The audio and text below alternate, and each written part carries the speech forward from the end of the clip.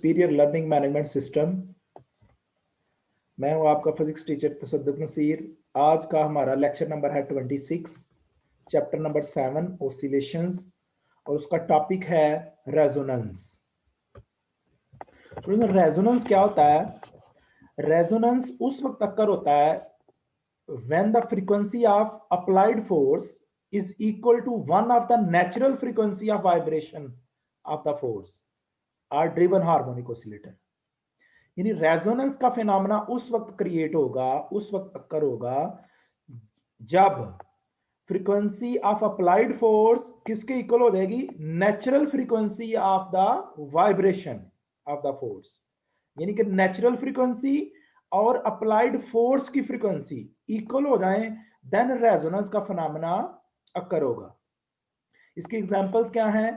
Swinging, ठीक है, marching of soldier on A vibrating bridge. जैसे देखें ये स्टूडेंट साइड पे ये ब्रिज है, देखें जब सोल्जर इसके ऊपर मार्च करते हैं तो जब वो इकट्ठे स्टेप लगाते हैं तो ये ब्रिज वाइब्रेट करना शुरू कर देता है।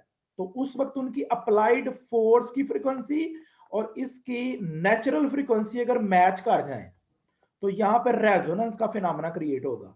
इसी तरह यहां पे देखें ये भी क्या हो रहा है? रेजोनेंस का फिनोमेना क्रिएट हो रहा है। मसलसल अप्लाइड फोर्स की फ्रीक्वेंसी और वाइब्रेशन की फ्रीक्वेंसी, ठीक है, एक दूसरे के साथ मैच कर जाएंगी तो रेजोनेंस का फिनोमेना क्रिएट होगा।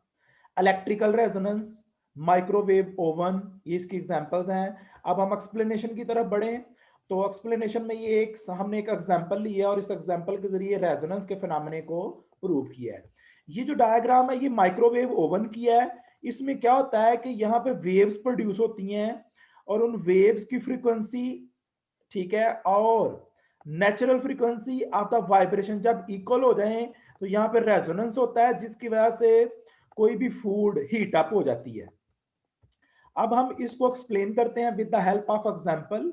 Consider a horizontal rod A be suspended by two string. जैसे देखें ये एक हॉरिजॉन्टल रॉड है ए बी, ये वाला, इसको हमने स्ट्रिंग S1 और S2 से क्या कर दिया? सस्पेंड कर दिया।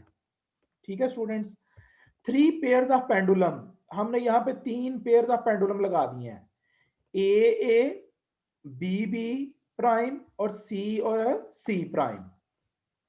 लेंथ इज सेम, तीनों पेंडुलम देखें ए और ए प्राइम की लेंथ सेम है, बी और बी प्राइम पेंडुलम की लेंथ सेम है, इसी तरह से सी और सी पेंडुलम की लेंथ सेम है। अगर length is same but different of pairs, if one say C is displaced due to which each pair will undergo slight periodic, hence amplitude of pairs C prime increase periodically but others remains same। वो कह रहा है हम अगर एक C को displace करेंगे तो उसके साथ ये C जो है C प्राइम से टकराएगा तो ये periodically मूव करेंगे, जिसकी वजह से ये बाकी भी मूव करेंगे। अब क्या होगा? हमने इसके ऊपर अप्लाइड फोर्स लगाई है, उस वजह से ये रॉड ए बी भी मूव करेगा। तो अप्लाइड फोर्स की फ्रीक्वेंसी और रॉड ए बी की वाइब्रेशन